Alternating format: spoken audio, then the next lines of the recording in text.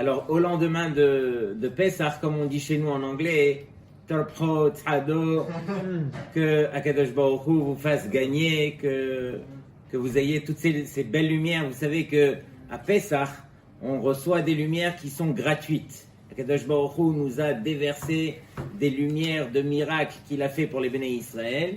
Ces lumières, il nous les donne de façon gratuite, à l'image de ce bébé qui est à l'intérieur du ventre de sa maman, à qui on a mis une lumière qui l'éclaire, et le malach qui lui enseigne la Torah de façon gratuite, et bien sûr, il est nourri gratuitement par sa maman, et donc, ce bébé, lorsqu'il va sortir du ventre de sa maman, c'est là que Akadosh Baruch Hu, il lui dit, à toi de faire un effort, et donc le bébé, pour pouvoir manger à partir de là, lorsqu'il sort du ventre de sa maman, il doit se mettre à pleurer. Et donc c'est là qu'on va le nourrir. De même nous aussi, lorsqu'on dépasse Pessah, on arrive donc, on se prépare pour arriver à Shavuot, on a cette période qu'on appelle Sfirat HaOmer, et donc c'est une période où on se doit de fournir les efforts, et ces efforts doivent venir de nous. Donc c'est ça ce que Akadosh Baruch Hu nous prescrit, donc pendant cette période, de fournir des efforts pour se rapprocher de lui. C'est ce qu'on va essayer d'expliquer ce soir. Donc bien sûr qu'on se sent tellement enrichi de la fête de Pessah, et on ne peut pas être la même personne avant Pessah qu'après Pessah. Pourquoi? Parce que quelqu'un qui a traversé la fête et qui n'a pas changé, c'est celui qui uniquement a traversé la fête, mais la fête ne l'a pas traversée. Le but justement, c'est que la fête puisse nous traverser et donc nous permettre d'évoluer. On sait que les shalosh regalim, on appelle regalim par rapport au regel qui veut dire le pied, ce sont 3 fêtes qui nous permettent d'avancer. De même que le pied permet d'avancer, de même ces regalim nous permettent d'atteindre des niveaux qu'on ne peut pas atteindre d'une autre façon. Donc justement, la fête de Pessah, c'est un des regel qui est des plus importants. Et donc, Dieu seul sait combien cette fête nous permet d'avancer. Donc on va essayer de se concentrer sur ce deuil que les Chachamim nous demandent de respecter, ce deuil qui est entre Pessah et Shavuot, qu'on appelle le Omer. Et donc on a ces quelques semaines où on doit respecter donc justement ce deuil. On va voir ensemble la Gemara dans Masechet Yevamot. C'est là qu'on voit toute l'histoire du deuil des élèves de Rabbi Akiva. On va poser plusieurs questions pour essayer de comprendre qu'est-ce que la Gemara nous prescrit. Donc, Samech Bet Amoud Bet. Ici, la Gemara nous enseigne donc le Maaseh des Talmidim de Rabbi Akiva. Donc, il est écrit Amrou.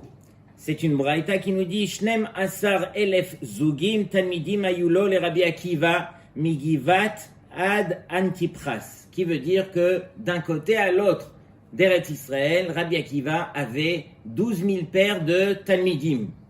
Et Vekulan Metu Beperek Echad Mipene Shelo Naagu Kavod Zelazé, et ils sont tous morts dans cette même période qu'on verra, la Gemara va le dire, c'est entre Pessah et Shavuot, parce qu'ils n'avaient pas assez de kavod l'un pour l'autre. Vehaya ha'olam shamem, et le monde est devenu vide, néant.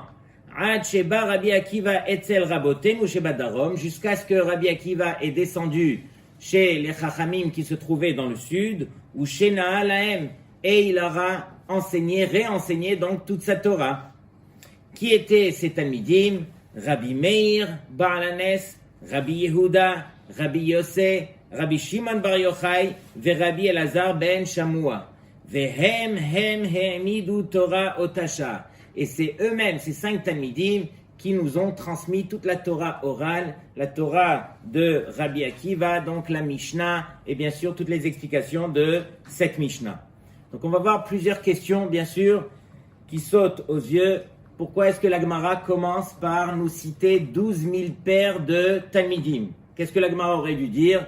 Tout simplement, on parle ici de 24 000 Talmidim de Rabbi Akiva. Pourquoi tu me parles de 12 000 paires de Talmidim? Autre question.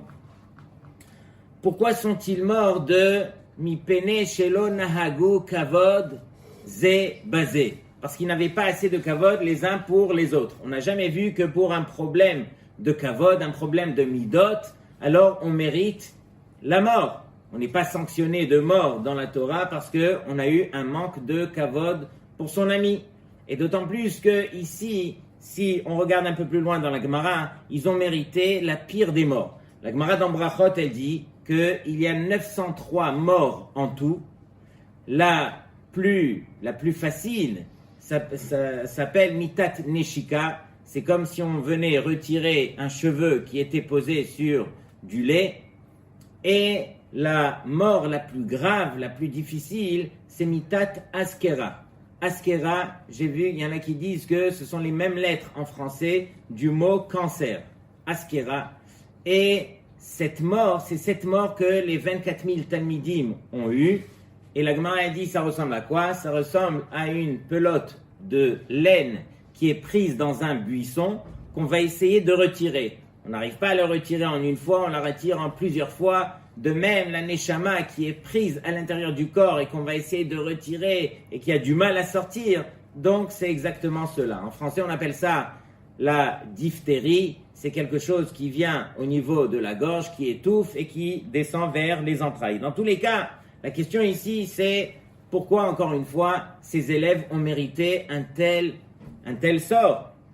Ok, apparemment, ça a l'air d'être sanctionné trop sévèrement. La Gemara dans Masechet Sanhedrin nous enseigne que toute la Torah orale qu'on a aujourd'hui, elle découle, elle descend justement de Rabbi Akiva, de ces 5 Talmidim que Rabbi Akiva a enseigné. Entre parenthèses, on voit bien que Rabbi Akiva ne s'est pas découragé. On se demande par quelle force il a eu. Il a vu tous ces 24 000 Talmidim disparaître. Nous, on le dit rapide, parce qu'on a entendu ça depuis qu'on est petit, mais 24 000 Talmidim, rien qu'imaginer le nombre de Baté Midrashot qu'il fallait à Rabbi Akiva uniquement pour les faire rentrer, pour qu'ils puissent s'asseoir, étudier.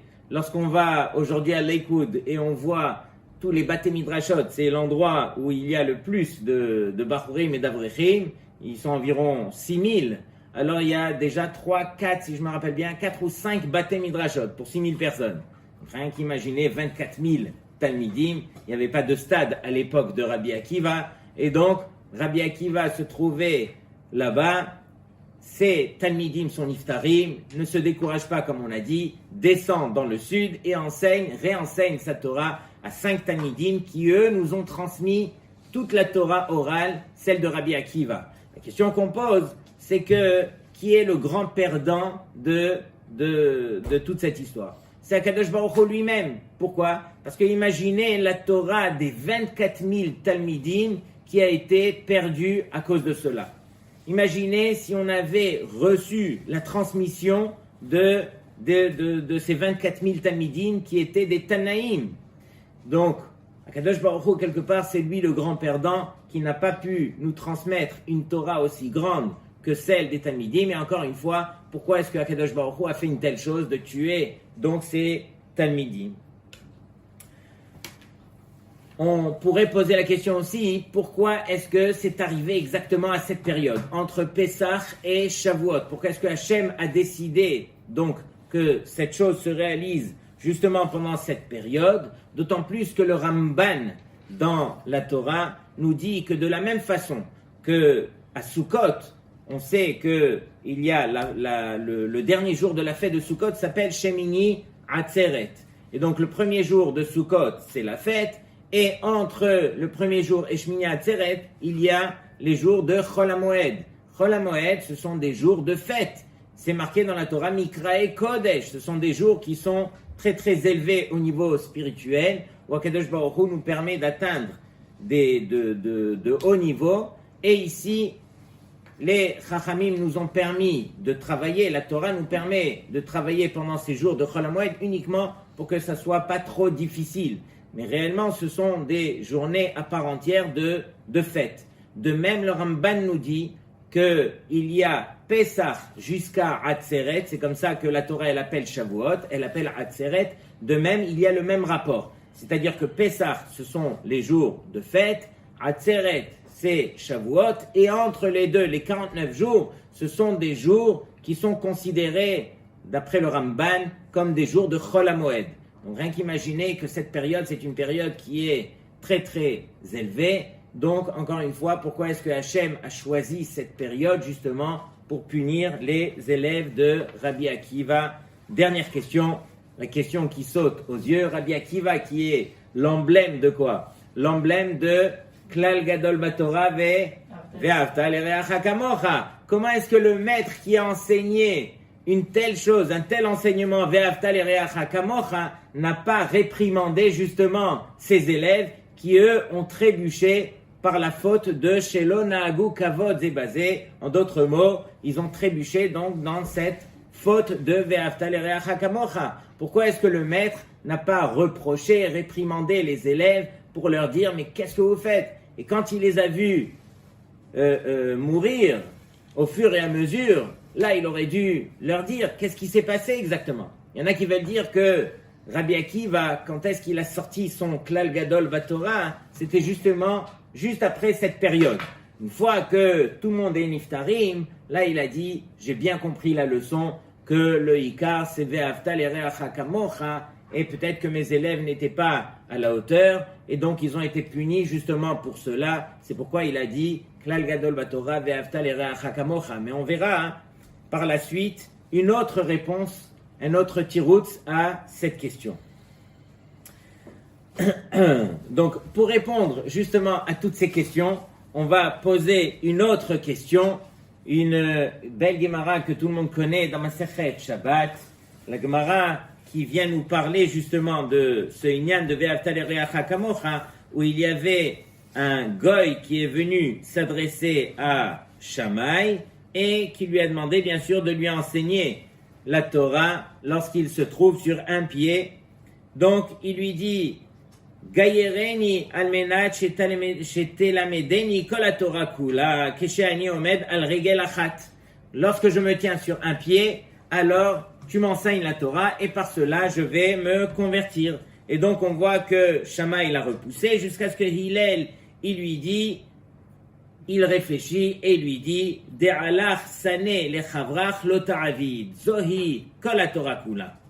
Et donc ici Hillel, il a trouvé la réponse et il lui dit tu sais quoi? Il lui dit ce que tu n'aimes pas qu'on te fasse, ne le fais pas aux autres, sous-entendu qu'il vient résumer cette mitzvah de Ve'ahavta l'Ereacha Kamocha, et donc ça c'est le klal de toute la Torah.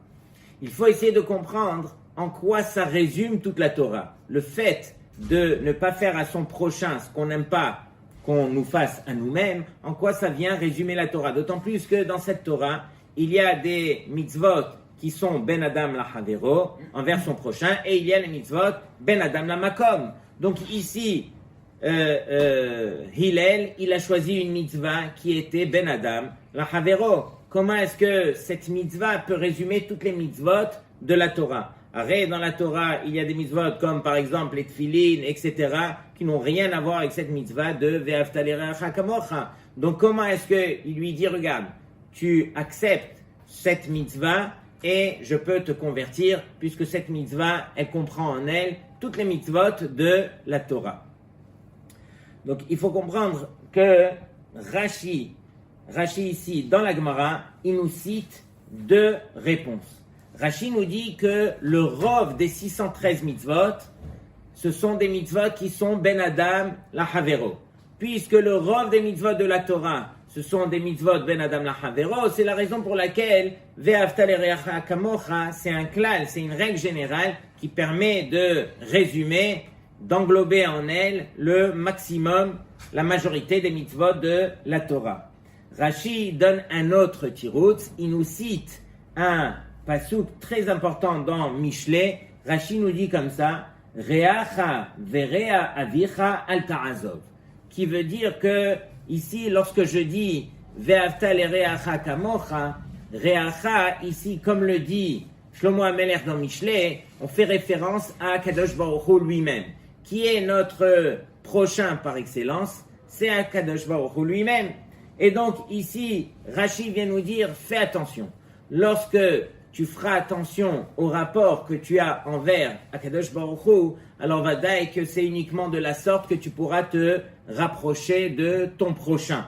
ton prochain par excellence, c'est Hachem. Si tu fais attention au rapport que tu as avec Hachem, alors c'est par cela, par ce biais, que tu pourras te rapprocher de ton ami. Donc quelque part ici, si on veut résumer les deux tiroutsim, réellement on peut les englober en un seul, c'est-à-dire que ici le rov de mitzvot tourne autour du ben adam lahavero, mais on ne peut se rapprocher de son ami, on ne peut comprendre son ami que si on a compris le rapport qu'on a envers Hachem. Et pourquoi cela? Parce que depuis qu'on est petit, imaginez un bébé, comme on l'a dit au départ, un bébé, lui, depuis qu'il est né, il ne fait que recevoir, on ne fait que lui donner. Lorsqu'on commence à lui apprendre à manger, alors pour chaque bouchée qu'on va lui mettre dans la bouche, on va lui dire, allez, ça c'est pour papa et on va l'applaudir, ça c'est pour maman, on va l'applaudir, toute la famille autour de lui. Imaginez combien de kavod on lui fait et doucement, doucement il grandit, on continue à lui donner, à lui apporter, à l'encourager. Donc cet enfant, quelque part, on l'éduque à devenir profondément égoïste. Et la Torah, elle connaît le jeu. Et elle va dire à cet enfant, tu vas grandir et tu vas essayer de voir par ta maturité que le but n'est pas de rester autour de toi, autour de ton nombril, mais de réaliser qu'il faut que tu apprennes à regarder l'autre, à aller vers l'autre, à sortir de ta personne pour te tourner vers l'autre. Et donc la Torah nous éduque. Comment est-ce qu'elle nous éduque? Elle nous ordonne par tellement de fois, par tellement d'occasions, de se tourner vers son prochain, de réfléchir à son prochain, de donner à son prochain, jusqu'à ce que la personne réalise qu'il doit se détacher de lui-même, jusqu'à ce qu'il puisse apporter à l'autre. Donc au début on est égoïste, et le but de la Torah c'est de nous rendre altruistes, c'est-à-dire de penser à l'autre, de donner à l'autre et de ne voir que l'autre. Et donc doucement, doucement, Akadosh Baruch Hu nous dit, tu veux te rapprocher de moi, rapproche-toi de ton ami. De la façon dont tu vas te rapprocher de ton ami, tu vas te séparer de ta personne, et c'est uniquement de la sorte que tu arriveras à te rapprocher de moi. Pourquoi? Parce que quand Akadosh Baruch Hu nous demande de faire quelque chose, alors on apprend doucement, doucement à le faire parce que c'est lui qui nous ordonne de le faire. Mais si on est tellement proche de sa personne, comment voulez-vous faire les choses, les Shem Shamaim, parce que Akadosh Baruch Hu nous l'a ordonné? C'est la raison pour laquelle on se sépare de sa personne. Et comment on se sépare de sa personne? C'est en se rapprochant de son ami. Et doucement, doucement, par cela, on arrivera à se rapprocher, bien sûr, d'Hachem, d'accomplir sa volonté comme il se doit et de faire les choses parce que lui nous ordonne de faire. En deux mots, le Midrash nous dit que HaTorah trilata emtsa'ita vesofa gmilut chasadim. Au début, alors la Torah, elle nous parle de chesed. Lorsque Hachem, il a vu qu'il fallait habiller Adam Arishon et Chava, donc c'était le premier à confectionner donc un costume pour Adam Arishon, une belle robe pour Chava. Donc au départ, il a fait du chesed. Ensuite, on voit que Akadosh Baruch Hu, c'est lui-même. Une fois que Moshe Rabbeinu a disparu, on ne savait pas où est-ce qu'il était enterré. Qui c'est qui a enterré Moshe Rabbeinu? C'est Akadosh Baruch Hu lui-même. Et ensuite, lorsque les Béné Israël ont reçu la Torah, c'est marqué Vaïchan Sham Israël Negedar. Partout, dans tout le contexte, c'est marqué Vaïs'u Vaïachanu, c'est marqué au pluriel. Et là, c'est marqué Vaïchan Sham Israël, c'est marqué au singulier. Il a campé là-bas le peuple d'Israël. Pourquoi? Parce qu'ils étaient tous Ish Echad, Belev Echad, et donc ils étaient tous unis. C'est la raison pour laquelle donc Akadosh Baruch Hu leur a accordé cette Torah, parce que justement ils faisaient du chesed les uns envers les autres. Donc on voit encore une fois que le klal de cette Torah, c'est une Torah où on dit chesed al-leshona. Chesed al-leshona, c'est-à-dire que dans la langue de cette Torah, on ne parle que de chesed. On ne peut commencer à parler de Torah uniquement que si la personne il a compris que le but de cette Torah, c'est de faire du chesed envers son prochain. Et donc ici, les élèves de Rabbi Akiva, ils étaient tous censés être les intermédiaires donc de cette Torah orale. On sait que celui qui était préposé à Torah chez Birtav, c'était Moshe Rabbeinu. Le préposé à Torah chez Be'al Peh, la Torah orale, c'était Rabbi Akiva. Et donc Rabbi Akiva a transmis, bien sûr que Moshe Rabbeinu, il a reçu et Torah Shevirtav et Torah Shebe'al Peh. Mais celui qui était vraiment l'intermédiaire responsable de Torah Shebe'al Peh, c'était Rabbi Akiva. Et donc Rabbi Akiva, lui, a transmis toute cette Torah à ses élèves, et ses élèves devaient montrer l'exemple. Or, cette Torah qui est venue des élèves de Rabbi Akiva, et que ces élèves n'avaient pas compris la base de cette Torah qui était de faire du chesed, alors Akadosh Baruch Hu, il a préféré mettre cette Torah de côté et reprendre une Torah nouvelle qui sera sur la base du chesed, comme on la connaît. Et donc, vadaï que le grand perdant, c'est Akadosh Baruch Hu lui-même, c'est nous-mêmes qui n'ayons pas eu le mérite de recevoir toute cette Torah. Mais encore une fois, est-ce que ça s'appelle Torah ou pas? Il n'y a pas deux formes de Torah. C'est soit une Torah qui est sur la base du chesed, il y a un seul régel qu'on a reçu. Ce régel, ce pied, est fondé donc sur le chesed, soit ça ne s'appelle pas Torah. Et donc, Akadosh Baruch Hu, il a dit, valait mieux effacer donc ces 24 000 Talmidim qui n'avaient pas compris réellement le sens profond de cette Torah. Encore une fois, qui en est nous? Je fais une parenthèse qui vraiment parle pour elle-même. Qui en est nous pour parler de grands, de géants qui étaient complètement plongés dans cette Torah pour se permettre de les juger? Si on se permet de les juger, c'est qu'on est de leur niveau et on dit ils ont fait ça, ils n'ont pas bien fait ça, ils auraient mieux fait ça. Mais ici, on n'est pas du tout en train de les juger. On est loin, très loin même d'être de leur niveau. Mais ici, les Chachamim nous enseignent justement cela pour qu'on en tire la leçon. Ici, la Gemara nous parle pour nous et donc elle nous demande d'en tirer la leçon. Et bien sûr qu'il y a une autre question qui saute aux yeux, c'est que la Gemara dans plusieurs endroits nous dit que Torah magna ou matzla. La Torah elle-même, lorsque je l'étudie, elle protège et elle sauve l'homme. Et donc pourquoi les élèves de Rabbi Akiva qui étudiaient, qui étaient plongés dans cette Torah, pourquoi leur Torah ne les a pas sauvés, ne les a pas aidés? Donc encore une fois, quand est-ce que la Torah peut sauver un homme? C'est lorsque cette Torah, elle est enseignée sur cette base de chesed, lorsqu'elle est vécue, lorsque cette Torah, elle est complète, elle est parfaite autour du chesed. C'est uniquement cette Torah qui permet à l'homme de magna ou matzla de le sauver, de le préserver. Mais cette Torah qui n'a pas été donc de ce niveau, alors elle n'a pas pu protéger donc justement les élèves de Rabbi Akiva. La question qui nous reste, c'est que pourquoi est-ce que Rabbi Akiva n'a pas réprimandé donc ses élèves?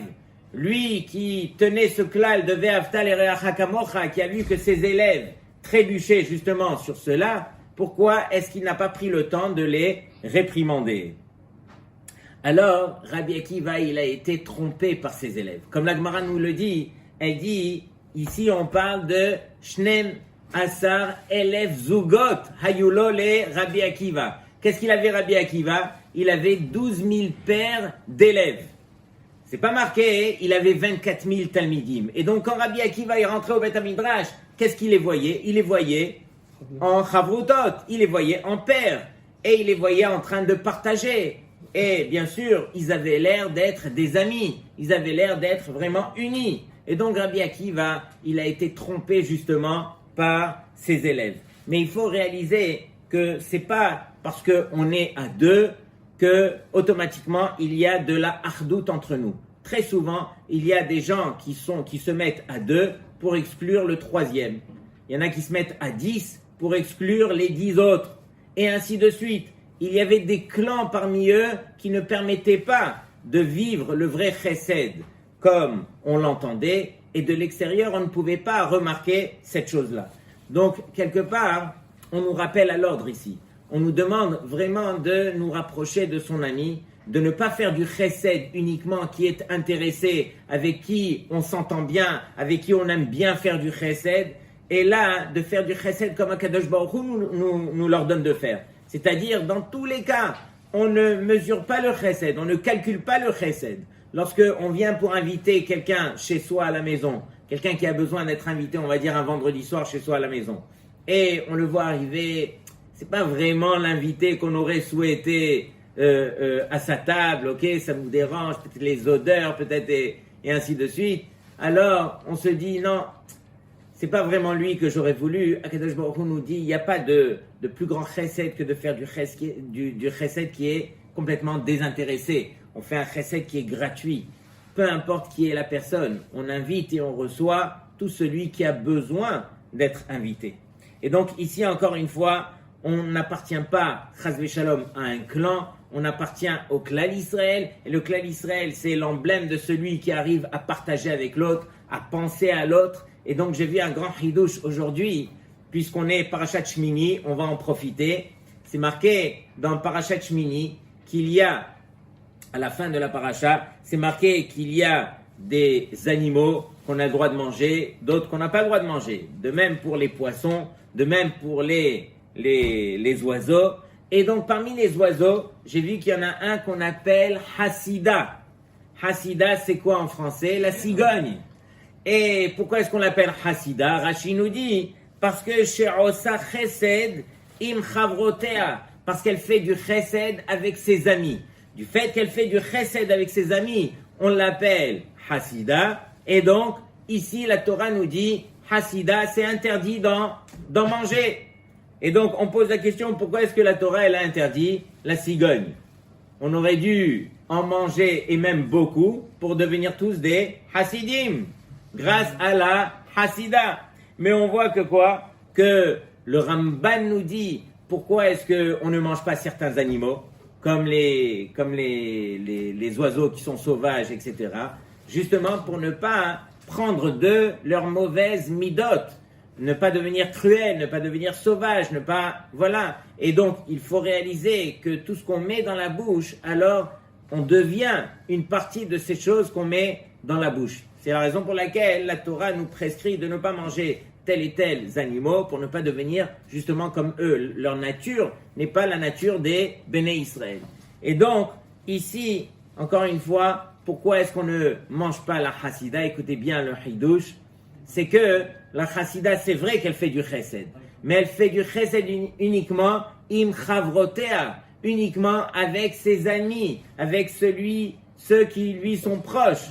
Mais ici, la Torah, elle, nous prescrit de faire du Chesed avec tout le monde confondu. Pas uniquement avec ceux avec qui on a de l'affinité.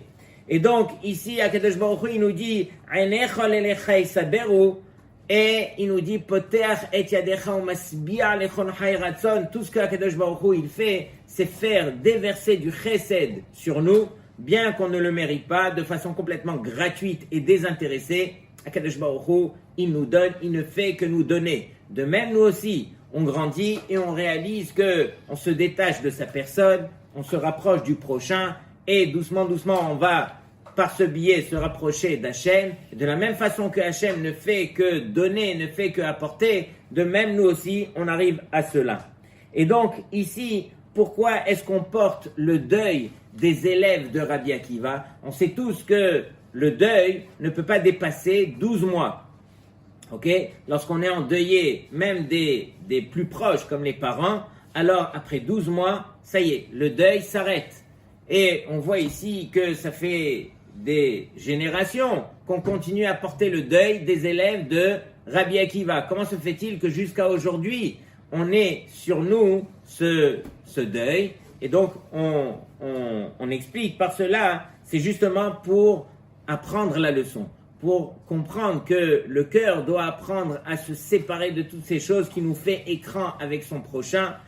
Réaliser que toute cette Torah, elle a été fondée et basée donc sur cette base qui s'appelle le Chesed, et donc ça vaut la peine pour nous de réaliser non pas que on s'endeuille pour les corps des élèves de Rabbi Akiva, puisque cela, la Torah nous prescrit que c'est uniquement pendant 12 mois, mais ici, c'est uniquement prendre la leçon qui est la suivante, qui est d'apprendre à faire du chesed avec son prochain, et que tout celui qui a un problème avec le chesed, alors pendant cette période entre Pesach et Shavuot, on se doit justement de travailler les midot qui nous permettront de réaliser que ces midot doivent se baser, se fonder sur le chesed, apprendre à se rapprocher de son prochain, apprendre à se détacher de sa personne, apprendre à doucement réaliser combien est-ce qu'on va s'enrichir justement d'apprendre à donner aux autres. Et comme on a l'habitude de dire,